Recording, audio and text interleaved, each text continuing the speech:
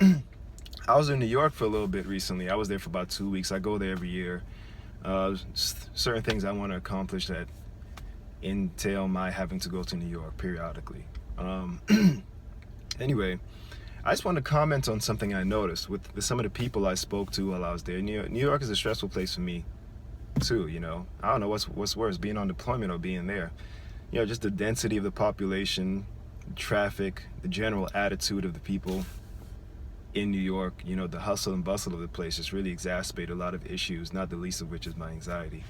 Um, but I manage. I noticed, I was talking to some friends and some family back there, and I noticed, like, a lot of them, and this is something I noticed with a lot of people, but for some reason it was just very poignant while I was in New York. A lot of people externalize, like, why issues they had in their life, relationship issues, financial issues, and otherwise. They externalized the reasons for them experiencing those issues. They blamed other things, other forces, and no one really owned their shit. Like, for some reason, I met with that kind of delusional attitude a lot while I was there. And I've been studying philosophy for a little bit, a couple years. I've read a lot of philosophical stuff over and over.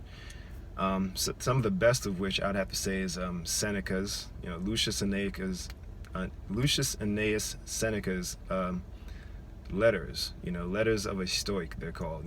I highly recommend that reading. Meditations of Marcus Aurelius, also very, very enlightening. Arthur Schopenhauer. Arthur Schopenhauer is a fucking G, and he certainly tells it how it is, and I highly recommend his stuff. And the good thing about those three philosophical men are their work all jive. They make you a wiser person. But anyway, one of the things I've really come to understand is, everything that you are in life, where you're at, your friends, your job, what you make, how you feel about yourself and others, all these things are a direct result of your efforts and nothing else. Not even your efforts. Before you even put effort into anything, what you think, literally where you are in life physically, is a direct result of the thoughts that you have been entertaining over the years. Your thoughts create your reality. And I don't mean in some magical, cosmic, convoluted, vague way. I mean in a very real, down-to-earth way.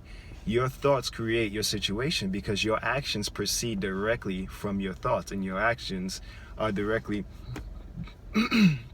proportional to them and create your actual physical situation. And so one of the first things you have to do if you want to be in a different situation in life, or a better situation, is to think different or better thoughts. And that's a very realistic, that right there is truth that cannot be argued with. I don't give a fuck what you believe in. If you've been entertaining the same thoughts that now that you have been from before, your situation is not going to get any better. Back to the point I was making, you have to own your present situation. That's the first step. Realize that whatever's happening in your life is basically your fault, whether it's good or bad. You did it.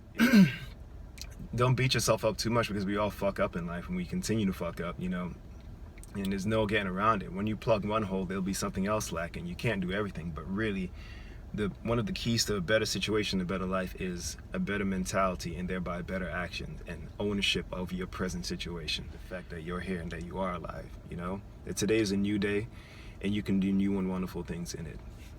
That's pretty much it. Peace.